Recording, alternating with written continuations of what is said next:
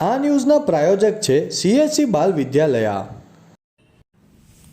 વલસાડના circuit house 4 રસ્તા નજીક કારને નડ્યો ગંભીર અકસ્માત, ચાલકનો ચમત્કારી બચાવ।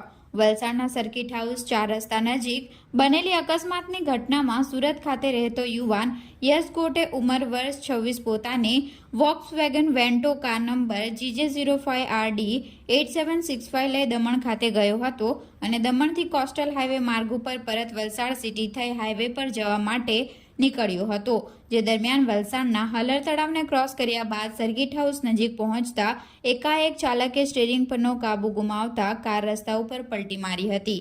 આ ઘટનામાં 26 વર્ષીય ચાલક યશ ગોટેનો ચમત્કારી બચાવ થયો હતો।